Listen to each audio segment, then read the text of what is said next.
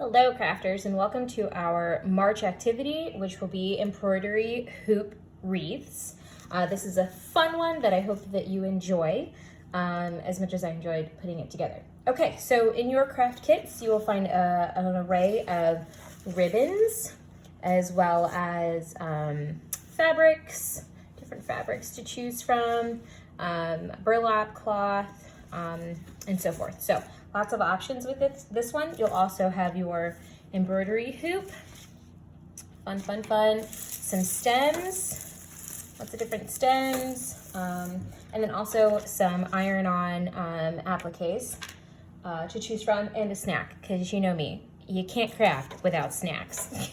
Some things that you will need yourself to supply are a good pair of scissors, okay, and a towel. I recommend a nice sturdy towel, fold it over like once or so. You need a towel. You'll also need the included piece of parchment, but if that doesn't work for you, just get a nice washcloth or something, somewhat thin, not too thick, not as thick as a towel, okay? And then that should be it. Oh, an iron. You're going to need an iron, okay? Iron, standard, run-of-the-mill with a cotton setting iron. I personally have an easy press, but I understand like that's not the norm. So if you don't have an easy press, definitely household iron works the same. Save yourself some money. All right, let's get started. Okay, the first thing I recommend is plugging in your iron so it has time to heat up. Like I said, put it on the cotton setting. Try to get there as you guys can see mine. The highest setting, the cotton setting, is what I'm gonna put this on because we are ironing on burlap, which is a thicker material. Likewise, I might recommend ironing your materials before you get started because they have been folded up, so they might be a little wrinkled, and that will probably bother some of you. I probably should have ironed mine before this, but we're just gonna get through this tutorial and then I can take it apart and iron it when I'm done. The burlap you're gonna iron before you put the applique on. So go ahead and start by choosing how you want your look to be, right? So I'm going to move my iron so I can get in the view frame here. So I have the burlap, that's gonna be our base. And if you want something else as your base, I mean, you are more than welcome to do that. I just kind of like the burlap up the bottom. You could do this pink at the bottom if you wanted to, and maybe the blue at the top, or maybe this gray at the top. Oh, that's kind of nice. I do kind of like the blue and the gray and the pink together. That's kind of nice also. So you've got some options how you want this to look. The great thing is, and surprise, of course, I included a lot of different options, so you could change this with the seasons. So if you wanted a nice wintry look, I think this is kind of nice, the cool colors for winter. So I might save that and switch out my fabrics and just use my other applique on this pink for the winter look. And then this one, you can just change out the tops and your stems for a spring look, and then a fall look. You could put an orange or like a red or brown, you know, greens. And then spring is more of like this yellow color, yellow with the stripes, right? These are very spring. And then maybe blue with some red stems for an Americana kind of summer color, right? So you've got lots of options there to change this with the seasons. I think we're gonna go with, so this is the stem I have. I kind of like these together. Either one would be really nice. So let's go with this striped pattern because it's calling my name. And I'm just gonna iron it really quickly. Just so it doesn't drive us all crazy. Just a quick iron. Quick iron, just to smooth out some of those wrinkles before we put it all together, okay? Doesn't take a lot. Okay. Next thing I want to do is I want to line this up. Go ahead and separate your hoop, untwist that a little bit. Doesn't take a lot. Separate it. Take this portion and set it to the side. This is the top or the outer layer. Okay. So this is the one we're going to use, and you can fold it if you want to create like a little pocket, which I recommend. You don't have to do that part, but I recommend it. You'll see why in a little bit. So I'm gonna fold it. I just have a little part tucked underneath right there. I'm just gonna fold that. And then, as you can see, this is just gonna go on here somewhere, right? You can pick where you want it. Maybe you want it in the center. Maybe you want it to this side. I've kind of played with it and I've done it on all sorts of sides. I like it. I wanna do this one to this side. So we'll start by, let me move this, getting our towel, setting it underneath, okay. Sorry if you're shaking there. Put this on top. Give it a nice quick iron. You want to warm up your surface a little bit. Sorry if you guys are shaking. I've got you attached to my stand, which is attached to the table. So, of course, the ironing motion is shaking the table a little bit. To be expected. Okay, so this is nice and warm. Again, I'm going to set this here. Okay, so probably, oops. Not folded anymore. Refold. There we go. Okay. Fold a little bit more. There we go. Just like that. Okay. And I'm gonna set this here because that's where I like it. Okay. So then I'm gonna set that on there. Like I said, the surface is warm, nice and warm. I'm gonna take my parchment paper, put it right on top. Now, like I said, you can use a thinner towel for this part, but I just like to use the parchment paper. I find that it works really well and it's something I have in the house. I'm gonna set this on and I'm gonna do a nice like 30-second count, okay? And don't move your iron around while you're doing this. You run the risk of moving the iron on, and you really want it to be in one place. You don't wanna rip the material on the iron-on material. So we're just gonna do this for a second. And if you're nervous, you can lift it up. It's not on fire, I promise. And just give it gentle pressure. Gentle pressure. This is just iron-on vinyl. You can buy it at any craft store. You can order it online in any color you want. I used my Cricut cutting machine to cut the images. But if you don't own a Cricut, I'm sure you have a friend that does. So you could always just buy the iron-on and ask them like, hey, can you print this for me? Because that's the most expensive part, is just purchasing the material. So the cutting part is free. And even the images themselves, the words are SVGs that I found through simple Google search for free.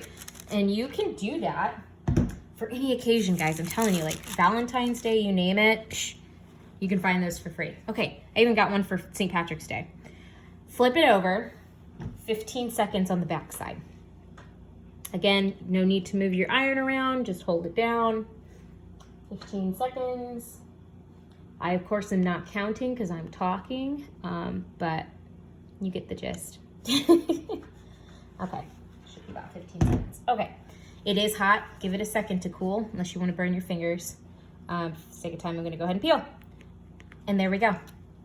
That's it. It's on there. Now, if you have a problem, like when you go to lift this off, part of it is lifting up, just stick your parchment paper right on top and do a nice 10 to 15 second count with the iron again, and it should stay. Same thing if you decide to wash these materials after a while, you get something on them, and you want to wash it again and your vinyl starts to come up, same thing.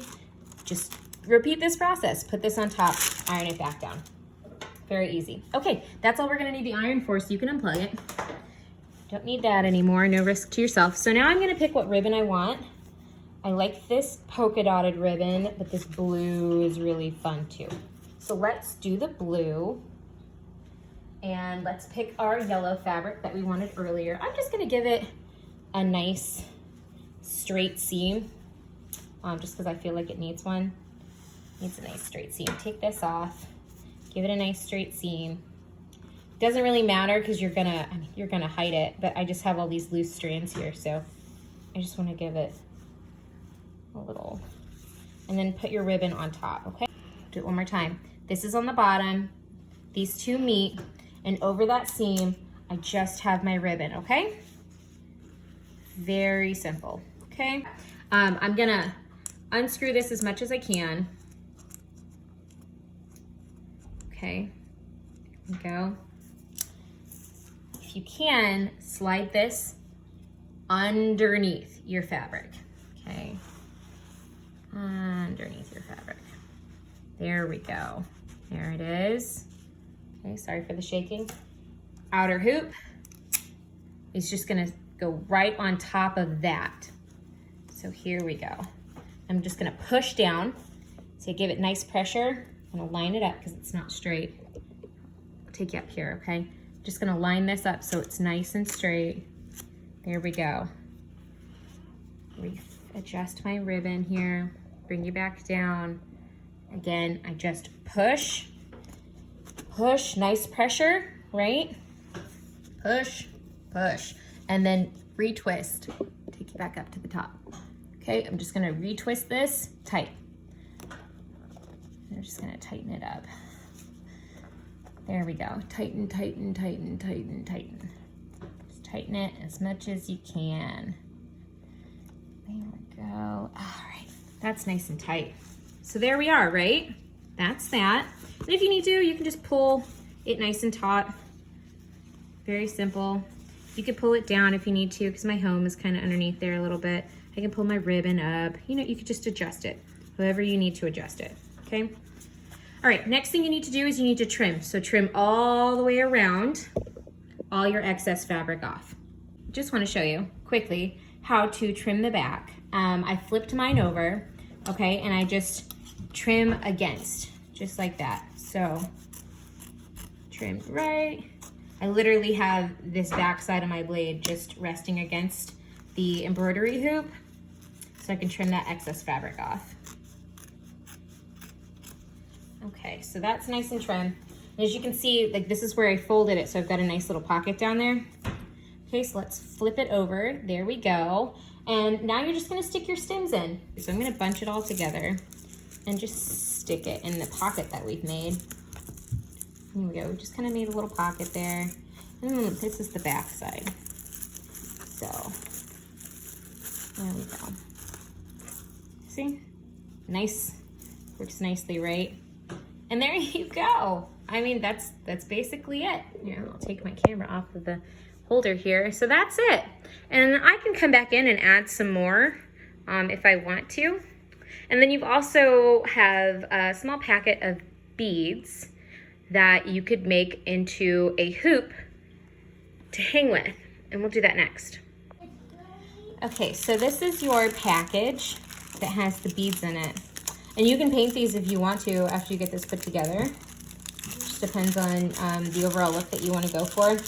But you have lots of different sizes. You have a string. If you want to use a different colored string, you are more than welcome to. This is just a simple natural jute that I had that I thought would go well with the burlap and the natural wood embroidery hoops. And so you can just make your own pattern. Start with the big ones if you want to in the middle and so forth, and just weave them through. I don't know if that's the proper term, but make a nice chain with whatever pattern you want. You've got these nice little jewelry type studs too. You can put those through there. And when you get done, just tie it around the top of your hoop. So like this. And you can also use your leftover ribbon to do this if you want to. Tie a little knot. I'm just gonna do a bow for now, but tie a knot, and then this can hang from your wreath hangers, any hooks that you have, and you've got like a decorative little accent that goes around. Like I said, if you wanted to paint this a nice blue to match your ribbon, that would be really pretty. Or you can leave it natural, which is another really good look. So there you go. There's the finished product. Minus the hanging piece, because I'm just gonna rest mine. I'm gonna prop it up on a shelf as part of my decoration.